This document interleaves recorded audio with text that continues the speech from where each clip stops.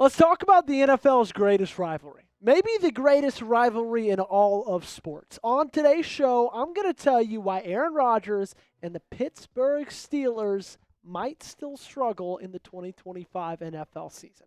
Now, I will admit, okay, I hate Pittsburgh, but they did get a lot better in the offseason. They added a lot of really good and talented pieces. Now, I will admit also, a lot of those pieces can probably, apply for AARP anytime over the next couple of months. They're ancient, is what I'm saying. But still, I think they got a lot of good football left in them. Obviously, they added at the quarterback position with Aaron Rodgers. They then added DK Metcalf via trade. They added Darius Slay in free agency. And then just this week, traded for Jalen Ramsey. The move that not a lot of people saw coming kind of came out of nowhere.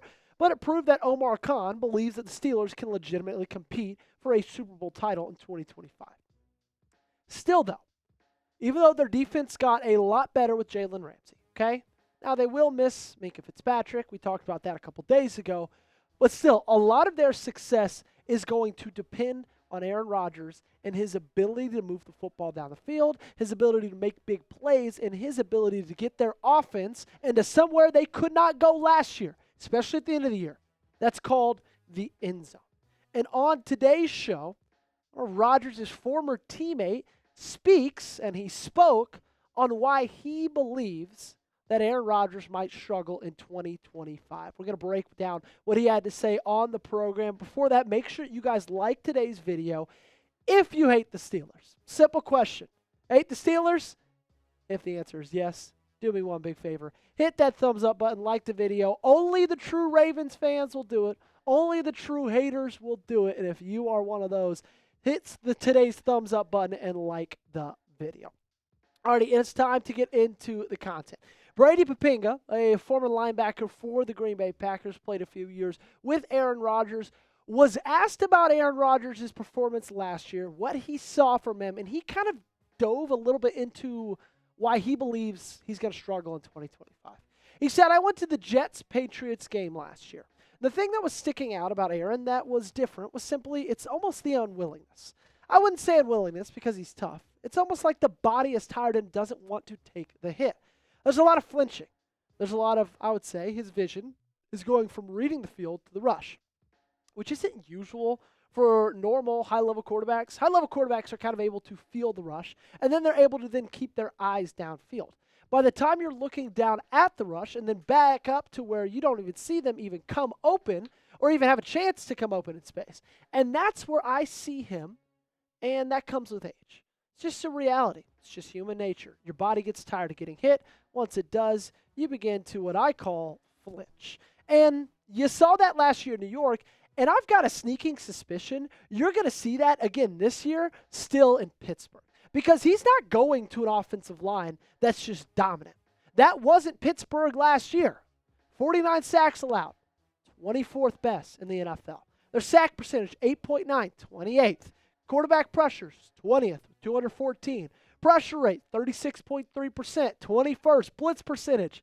All of those statistics, poor statistics, and they got blitzed the 22nd most of any NFL team. So he's not going to that much better of an offensive line from New York to Pittsburgh. Honestly, some might even say it's worse.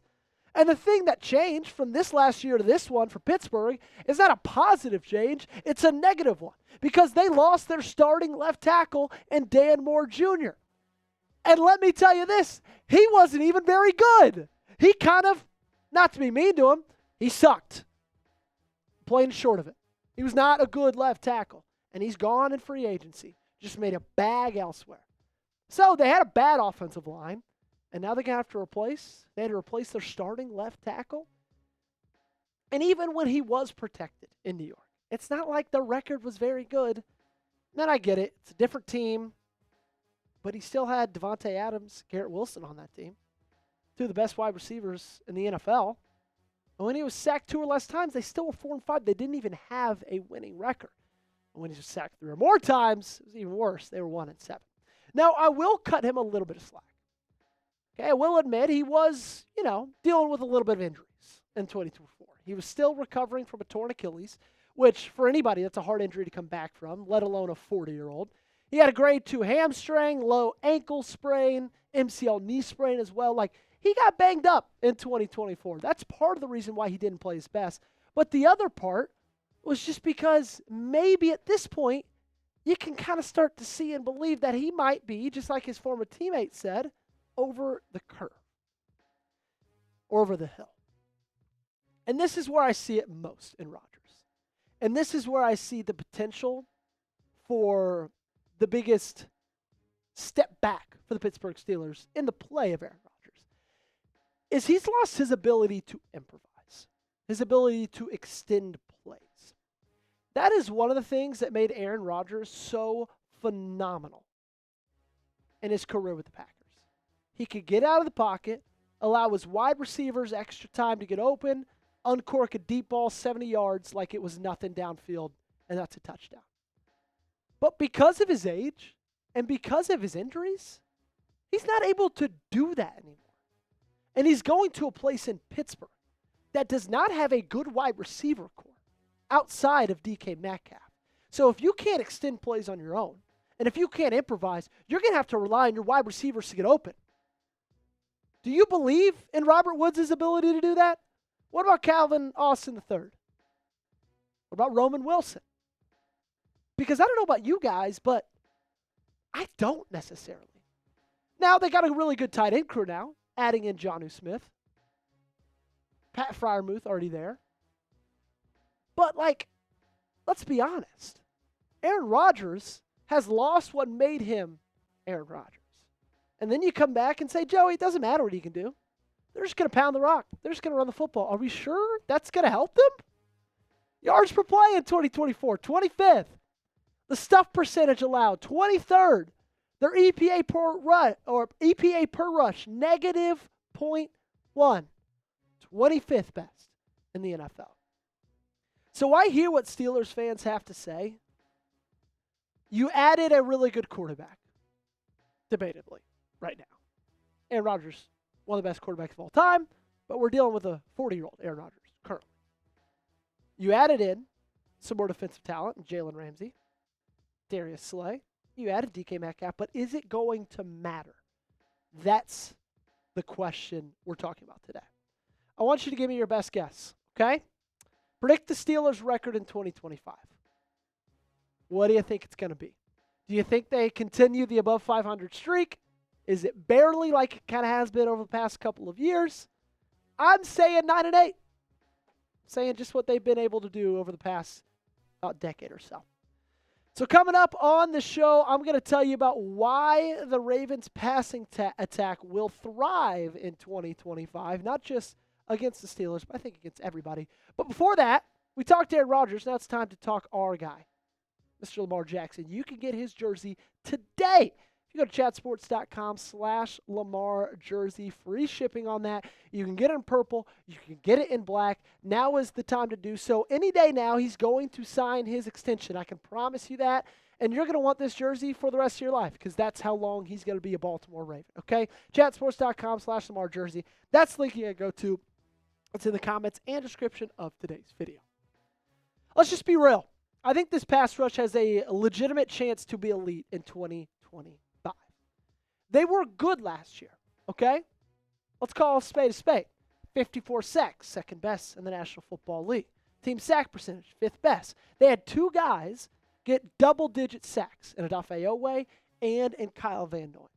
So they had a really, really good year last year. Now, there are some things they could have improved on, and we'll actually talk about that on today's show in just a couple of minutes. But think about what they're getting back and adding over the course of the offseason. They're getting back Adisa Isaac, okay? A guy who they selected in the 2024 draft, a pass rusher out of Penn State, who had one of the best relative athletic scores in the combine in 2024. I mean, this dude just screams athlete. And he was hurt all of last year. We didn't really get to see him at all. But look at all those greens. A 4.74 40-yard dash. His shuttle was elite. His vertical was elite. His broad jump was elite. This dude, if he can be healthy, and he's your fifth or fourth best pass rusher, sign me up. Then you got a prayer answered in the draft this year as Mike Green fell down to pick number 59. And 59 is not just his number of draft picks, but it's also his number of pressures in 2024 for the Marshall Thundering Herd. 81 tackles on top of that, 17 sacks as well, 23 tackles for loss. I think of every single draft pick, this guy is the one I'm most excited to see on the field. And then you talk about Odafe Oweh, a guy who was able to get double-digit sacks last season. Finally, I feel like lived up to his billing and everything this team had been expecting of him over the past couple of seasons since he's been drafted. And look at those guns. I mean, his shirt ought to say NRA because those rifles got to be certified. 20 pounds of muscle over the offseason. But he's still fast, he's still quick, he's still athletic. I've got all the faith in the world in him. This was a good unit last year, but they've only gotten better throughout the offseason. And that's the great thing about it. Zach Orr saw this group, Eric DeCosta saw this group, they said they're good, it could be better. So they made them better. They drafted well. The guys themselves are taking it upon themselves, like Odafe Oweh, to add in more weight. Adisa Isaac got healthy because they still had their warts last year. Their pass rush win rate, 33%. Not good enough. Every one of these statistics, the top three, they're in the 20s. Time to pressure, 2.88 seconds. That was dead last in the NFL last year. They were good at getting sacks. They were bad at consistently pressuring the quarterback. That's something they really, really struggled to do last season. Well, maybe not anymore. It reared its ugly head in the most important game against Buffalo in the playoffs. Only 6 quarterback pressures. A quarterback pressure rate of only 26%. Only 1 sack. They could not get to Josh Allen to save their lives. And it was one of the reasons this team lost. It was one of the reasons this team couldn't commit any turnovers. It was one of the reasons that, for a lot of it, Josh Allen and the Bills were able to do whatever they wanted on the offensive side of the football. I think that's changing. And now I'm really excited to see it against the Pittsburgh Steelers. 56.5 sacks. That's what I'm setting the over-under. What are you taking? O for over, U for under. They got 54 last year. Do you think they up it by 3? Lopez, you taking the over or the under? Producer Lopez is taking the over. You let me know in the comments section. Make sure you got me on social media. You can find me at Joey Peterson8 on Twitter. Find me at Joey Peterson8 on Instagram. Make sure you are subscribed to the channel as well. We do this thing daily. We do it better, more consistently than anybody else on this platform. So join us today, and we'll see you next time.